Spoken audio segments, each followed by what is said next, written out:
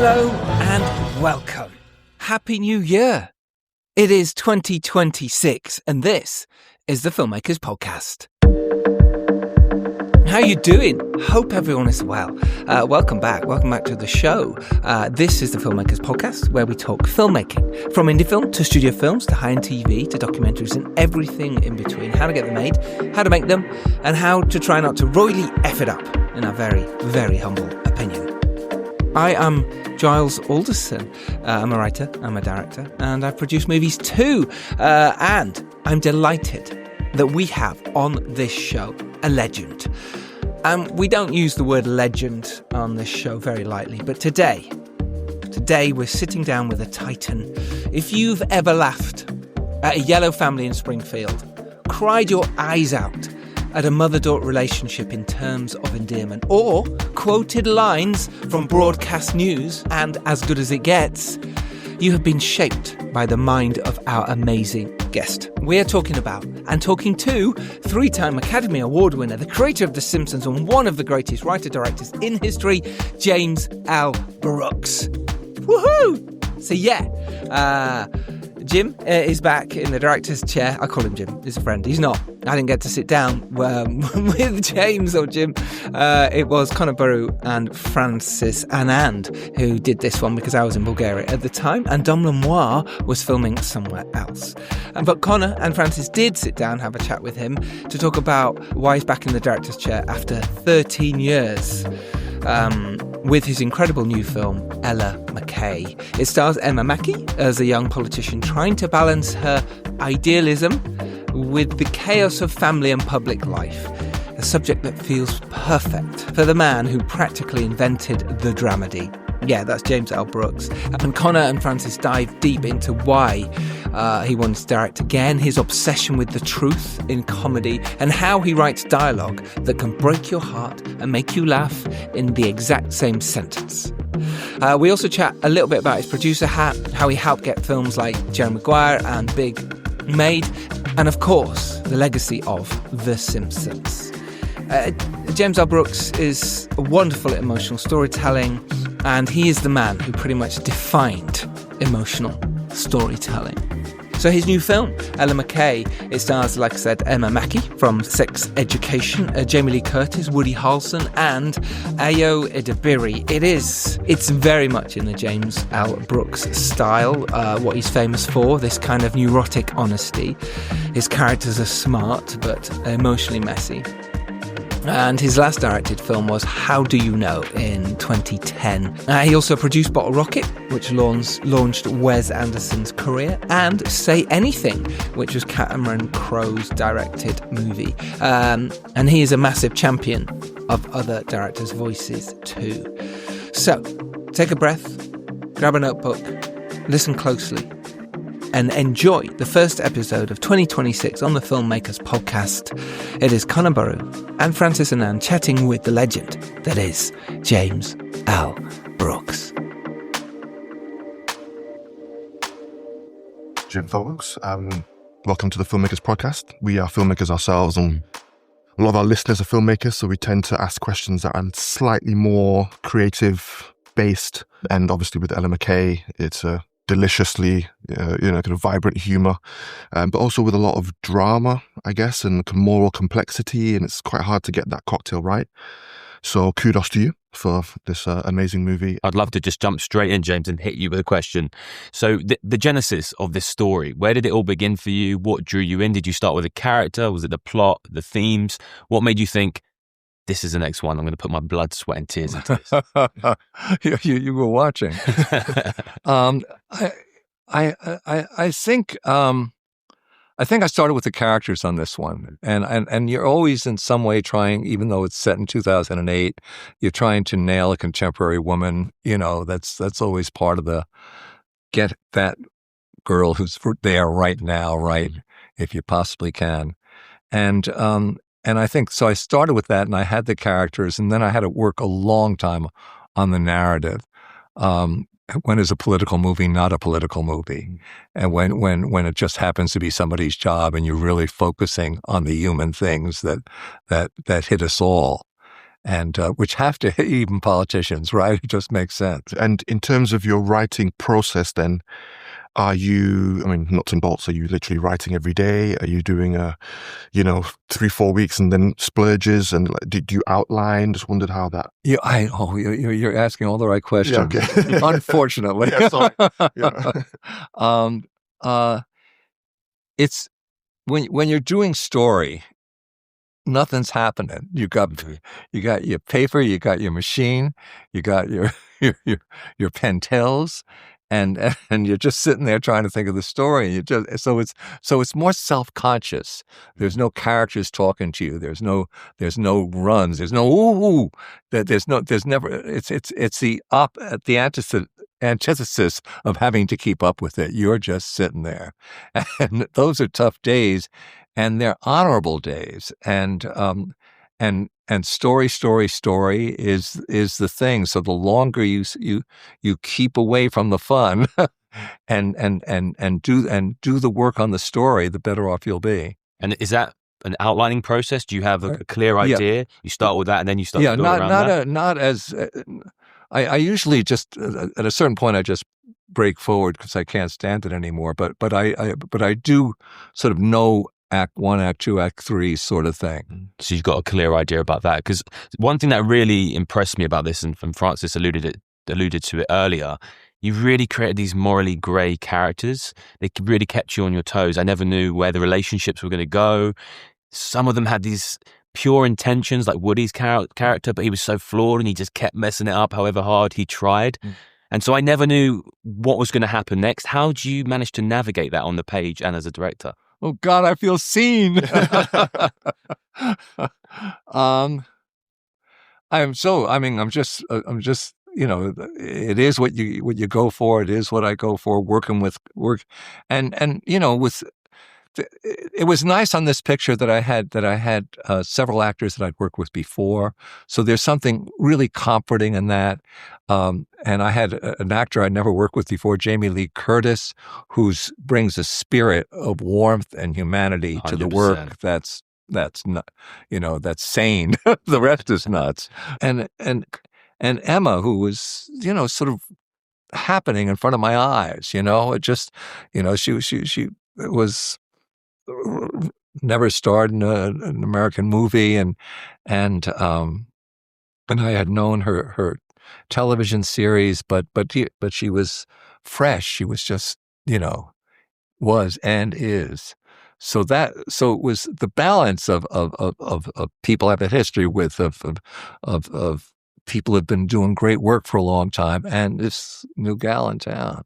And when you were on set, did you have different approaches as you're finding this beautiful cocktail? So I wondered what your approach was. I mean, did you improv at all, or was it quite kind of more locked in? How did you navigate that beauty of a little improv? Because I always think that when you're a writer director, how that guy who was the writer suffered, and give it the way he get one take the way he saw it, and then proceed from there. And but yeah, I always say that when we presumably finish something, I say, "Do you want one?" to the actor, and right. So that's the way we go. I think what I can do, there's I can make it true that all of us on the crew are there for the actors, mm-hmm. and it is an actor's place, and I make that atmosphere happen. Mm-hmm.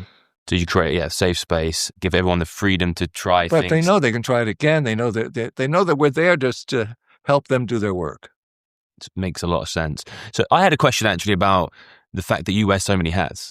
You're a writer, director, producer, and one thing that struck me is when you're sitting there and you're writing, do you have your producer's brain going at the same time? Are you going, is this commercially viable? Is this going to be too expensive? Or do you just let yourself have free rein when you're in the writing process? The commercially viable, I mean, it's when you do an idea that popped into your head, when you do your thing, you're swimming upstream. You just are, because there aren't things you can count on. Ooh, this worked with that. I'll work with. You don't quite have that going for you. But do you consider the budget and things like that when you're in the writing stage? Yeah, well, you have to. Yeah. They're serious about that. A lot of our filmmakers They tend. Yeah, a lot of our filmmakers are doing 7 different things and having Yeah. to sort of like, put on the producer hat and then put on the, they've got $4 Oh, million. wow. So Wow. just in terms of how does a top filmmaker put on those different hats? Do you find yourself doing that consciously, or is it more just as you find? Well, I have colleagues. I have people who are producing it with me, and that helps. I couldn't do it. I don't think I could do it without them. Okay. Yeah. Narration, it was a big thing in the movie, and the decision to use Judy Kavanaugh, very interesting decision. Did narration? How early in the process was your thought that I'm going to have this narrator, and what was that something that came later, and did it unlock something for you and narratively, or what was your thoughts on that? The first draft I made a terrible mistake, and I had Ayo who play narrating because I was so nuts about her, and I had her, but she was in no position to know what had happened to them all. So it was crazy. And it was sort of cool because at a certain point, you didn't know who the narrator was. You just said, here's where I come in.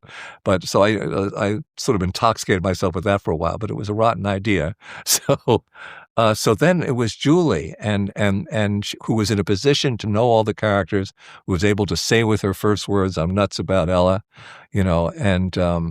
and it's Julie with that voice and there's some comfort to having that voice take you along because she plays Marge Simpson and you Yes. recognize that, and then you allow her to be in a different place and be doing a different job. She really has one of those iconic voices, almost like a Morgan Freeman, where you're just like, it just immediately just elevates the whole thing.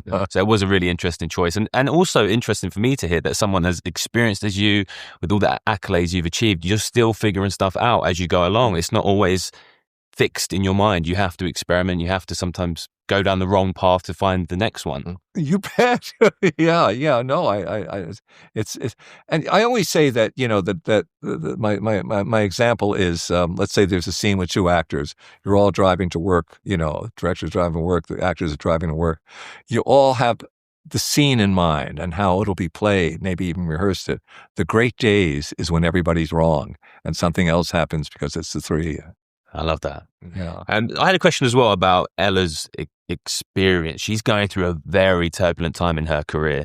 She's moved into this new position and she's under all this incredible pressure and strain. And sometimes it feels like that in the independent world when we're making films. You're trying to balance everything. You're in this new position. Did you have any really tough days on set or in the pre-production or post-production phase? No. I mean, we did the work, which meant it isn't all, we did the work. That meant talking about things. That meant, that bothers me. We did retakes once in a while. One of us, it was very collaborative. I mean, she's really smart. She's really smart. So, and the great thing is that you're talking to somebody who's also getting a little legally insane, because they care so much. So, the worst thing could be is you find yourself talking to someone who doesn't care as much.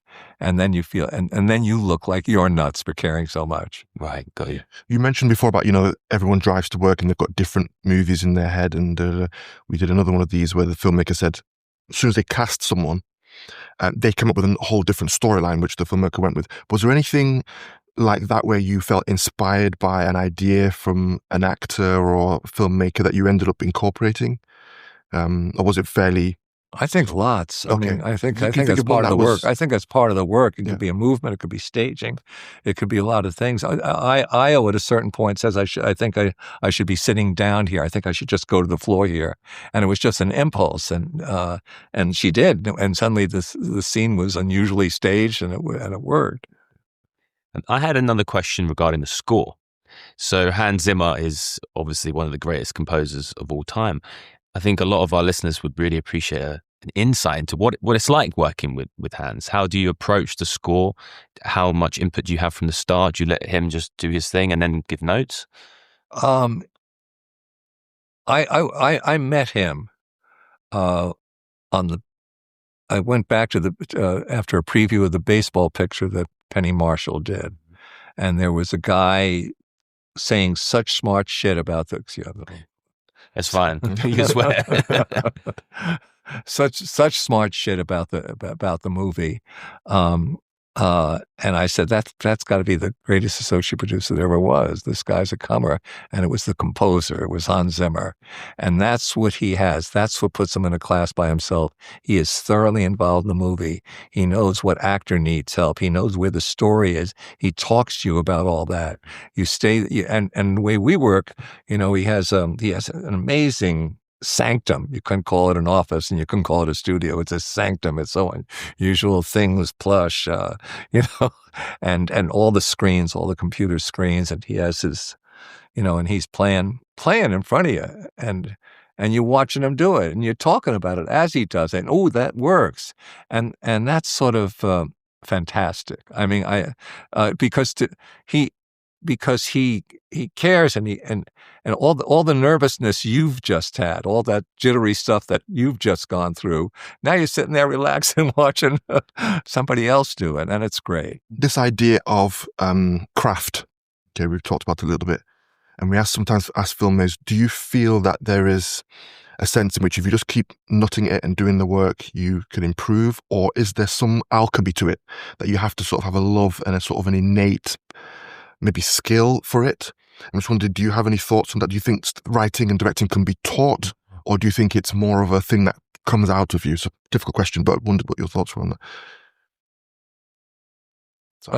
There are two questions there, aren't there? Well, yeah, I guess it's just, a lot of filmmakers think if I just keep doing another short film, is that the way to get to that place? Or do you feel like you have to have this, you're looking for this initial groundswell from within in terms of the craft? Oh, you mean when you say you make several short films first? Just in terms of directing, writing, do you feel that it's something that you can work at as a skill, or it's something that you need to kind of have? Yes, I also think that innocence is a great skill, and you lose it when you've done it. I think that's there's a skill set in innocence. It's beautiful. You get it once, My son just did a short film, and it's amazing. Uncensored. And you can just have that initial, creativity. Yes, it's him. You're not getting bogged down in all the formulas and the rules of screenwriting. It's interesting to hear it. And when you it's a riff. It's like a jazz riff or something. Yeah. People like Wes Cameron Crowe, and kind of Wes Anderson, and people like that. You kind of molded their careers. Was there something you saw in them in terms of that initial stage that you felt, there's something here, filmmaker? I wouldn't say molded. The thing I liked about each was that they had a voice. They had a thing they did and you get tired of your own voice. That's what I like about producing. And so you get around somebody else's voice and you help them realize their voice, which is great. It's thrilling and relaxing at the same time. We haven't got much longer, so just wanted to ask a final question. So you've worked across film, you've worked across TV. Obviously, they're different art forms. What do you find more challenging? Is it the feeding the beast, like something like The Simpsons, where it's just episode after episode and you've got to constantly come up with new ideas? Or is it more tricky to navigate fully articulating a story in a world in 90 minutes or 2 hours? I think the big difference for me is when you're doing a television series and you have the potential to be together for 5 years. In the case of The Simpsons, it's a lot more than that. You get community. Movies, it's intense. There's community, and then people break apart. Television, you see people get married. You see your coworkers have children. It's like a town. And just finally, is there one piece of advice that you've learned over the years that you could pass on to our listeners at home? In terms of, is there anything that's really stuck with you? Maybe you learned this from someone else. Maybe it's something that you now apply to your work. Is there like a little pithy nugget we can take home with us today to apply to our next project? Or what do you wish someone had told you when you first started? Okay, this will get a more serious story. There I was. No, on the floor, bottle in my hand. No, I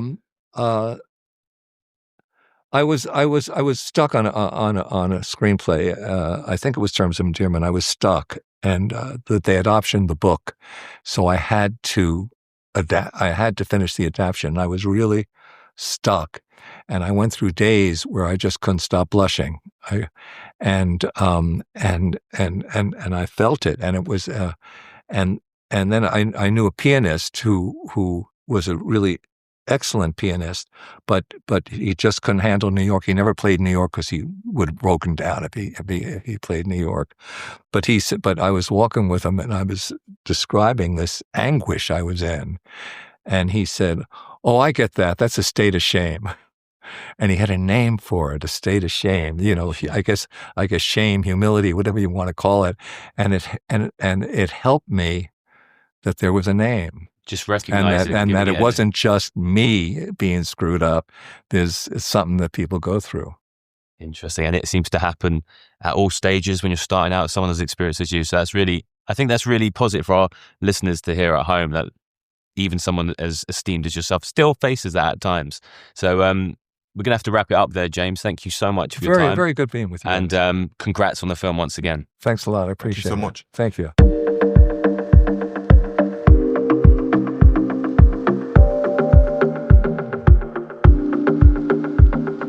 There we have it. That was Conor Boru and Francis Annan, our wonderful guest hosts, chatting with James Al Brooks. Weren't they legends, both of them? It's not the first time they've done that. This was also filmed. It is on our YouTube channel, which blew up over Christmas because we had on the Duffer Brothers talking about Stranger Things. That's on YouTube. Dom smashed that episode. It's amazing. Go watch it. Go listen to it if you haven't already. We've had amazing guests on last year. It's been incredible, and it won't stop either this coming year. But what do you want to see from the Filmmakers podcast? What do you want to hear from us? Get in touch. thefilmmakerspodcast@gmail.com. What things do you want to change? Comment below our Instagram posts and our Twitter posts of what you would like to hear. We've got some amazing indie filmmakers coming along as well, who've made films for nothing, some who've made films all on their own with no other support, and some who've made studio movies. And we've got returning guests and returning heroes coming for you. It's 2026. It's going to be a great year for filmmaking. You had to survive in 25, and now it's get your fix in 26. I don't know. Just made that up. It's ridiculous. Who cares? All I care about is you and you going out there and making your films and making something happen for you. It's very important for you and your mental health that you have support around you. And hey, why not just speak to that filmmaking friend? Why not just call your buddies and just say thinking of you? Everyone struggles and everyone goes through hard times, especially in January. So don't be afraid to do that extra little call to a friend to say, hey, just thinking of you, you're right. It's very important. It's actually one of the bases of my film sessions, which I'm very, very proud of. We are literally in the last throes of post-production right now. That is about men's mental health. It is about addiction and loss and grief and how you deal with it. And I'm super proud of it. I'm super proud of everyone in that film. Hopefully it will change people's lives. But it is a cracking performance. And not only our lead, Dan, who is amazing in the film, but the rest as well. I can't wait for you to see this. I can't wait to start talking about it properly. The trailer has been cut. That's super excited on sessions, and it looks ace. So thank you to all my pals who have had a little watch and have given some amazing feedback. You are amazing. And I can't wait for you, lovely listeners, to hear more about it and hopefully go support the film when it comes out as well later this year. In the meantime, I'm on Samadiva duties, my supernatural horror. And Johnny Grant wrote that, and we are in post on that at the moment. Next stages. I did some pickups in December on that film. That slotted into the edit, and now we're showing that around, seeing what people think, getting some feedback on it. Some more feedback.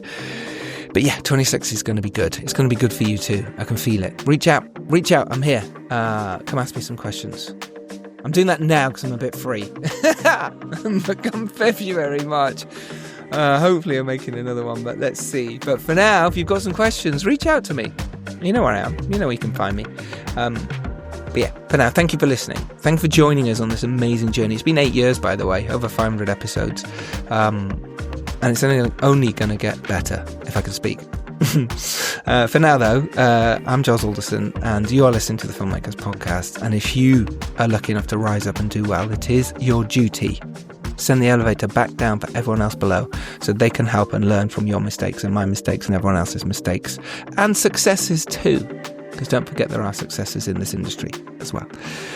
Right, we will see you next Tuesday. As always, go out there, make your films. Make it happen. Take care, everyone. Bye for now.